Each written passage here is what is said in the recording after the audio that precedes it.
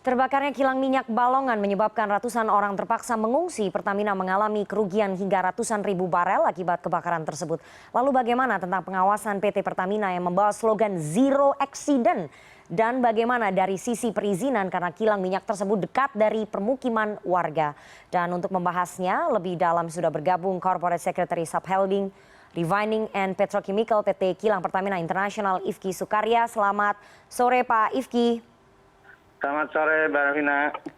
Ya, dan kami masih menunggu bergabungnya Bupati Indramayu, Nina Agustina, yang masih coba untuk kami hubungi. Saya mau meminta konfirmasi kepada Pak Ifki sejauh ini bagaimana proses pemadaman api di kilang minyak Balongan. Berapa lama waktu yang dibutuhkan untuk memadamkan api, Pak Ifki?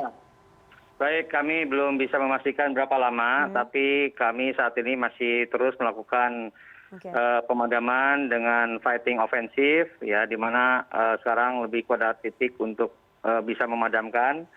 Namun ternyata pada sore hari ini kami masih membutuhkan alat yang akan didatangkan kembali dari Cilacap berupa terminator, alat untuk menyemburkan air yang lebih besar. Rencananya besok alat tersebut akan tiba di Balongan.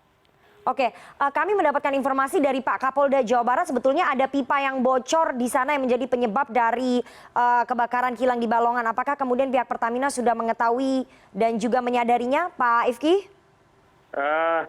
Kami nanti berdasarkan informasi yang diterima, tentunya kami akan lebih pada fokus hasil daripada investigasi yang saat ini akan dalam proses penyiapan investigasinya. Oke, Pak Ifki, kalau kita lihat banyak sekali korban yang berjatuhan, ada 20 orang dan ada 900 warga dari 2 desa yang harus mengungsi, menimbulkan pertanyaan sebetulnya di benak masyarakat dan juga kami media. Sebetulnya Pak Ifki, pembuatan kilang minyak di daratan itu berapa jarak aman dari permukiman warga, Pak, yang mesti dipatuhi? Dan kalau memang jarak aman terpenuhi, semestinya tidak banyak rumah yang rusak dan korban yang jatuh, Pak. Ya, baik, kalau bicara jarak aman, sebenarnya kami sudah berupaya untuk membangun sebuah buffer zone di mana itu merupakan daerah yang aman, tidak untuk dimukim oleh masyarakat, ya.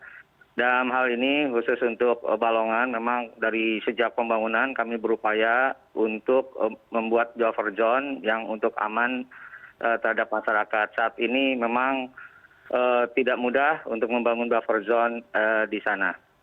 Oke, artinya memang sedang dibangun buffer zone yang belum selesai sehingga warga belum bisa dipindahkan begitu ke buffer zone tersebut. Begitu Pak Ifki? Ya, memang dulu dalam proses penyiapan lahan itu untuk memindahkan warga itu tidak mudah pada saat itu. Oke, memindahkan warga memang tidak mudah, tapi Pertamina punya slogan Zero Accident. Apakah kemudian faktor health and safety procedure sudah dijalankan oleh Pertamina atau memang ada kelalaian di situ, Pak Ifki? Ya, kami tentunya sesuai dengan kebijakan kami terhadap masalah safety itu menjadi nomor 1.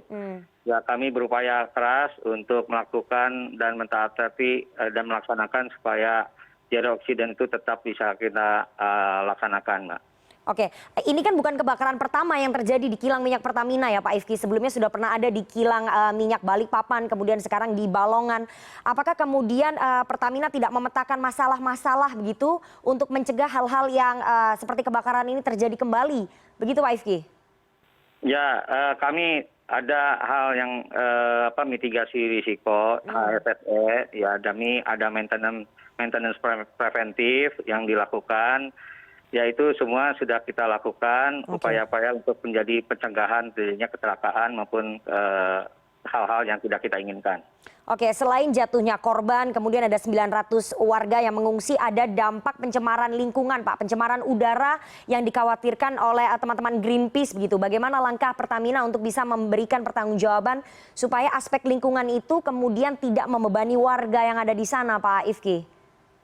Baik, Mbak Vina, jadi kami sesuai dengan komitmen bertanggung jawab atas apa yang saat ini terjadi. Jadi untuk pencemaran udara akibat dari partikulat yang jatuh ke daratan. Itu kami saat ini akan berkoordinasi dengan tim di lapangan untuk melakukan pengecekan kesehatan terhadap warga, ya, dan kemudian untuk terkait dengan masalah air, ya, akibat dari pemadaman, kami juga tim Enviro, ya, untuk melakukan pemantauan terhadap perairan.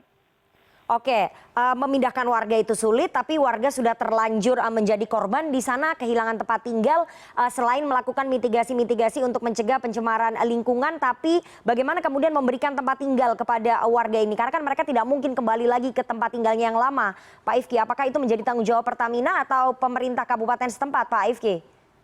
Saya kira kita perlu duduk bersama, ya, untuk mengatasi masalah ini. Untuk yang penting tahap awal ini adalah bagaimana warga bisa segera untuk kembali ke tempatnya masing-masing, ya, properti mereka yang saat ini diduga ada rusak, ya, akibat dari getaran yang terjadi pada saat ledakan.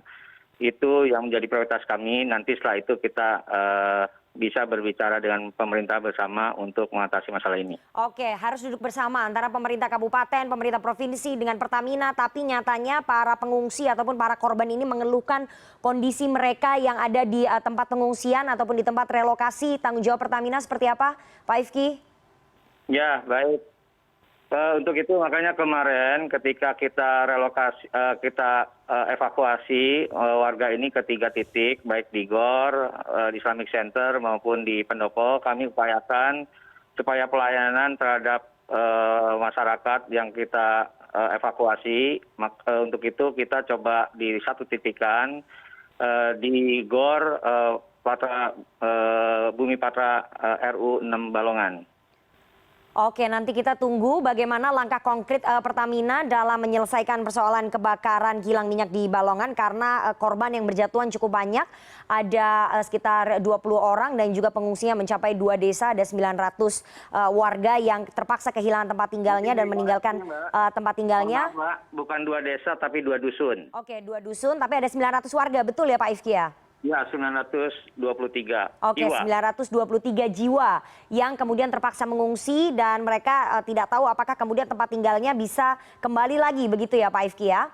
Oke. Untuk tempat tinggalnya begini, kami saat pagi ini sudah tim Komrel RU 6 sudah melakukan pendataan terhadap rumah-rumah yang terdampak akibat insiden yang terjadi di Balongan. Oke, nanti kita tunggu bagaimana langkah konkret dan juga langkah cepat dari PT Pertamina untuk bisa menyelesaikan persoalan dan juga menangani para korban kebakaran dari kilang minyak Balongan. Terima kasih sekali Corporate Secretary Subholding Refining and Petrochemical PT Kilang Pertamina International, Ifki Sukarya, atas waktunya kepada CNN Indonesia Newsroom. Terima kasih Pak Ifki.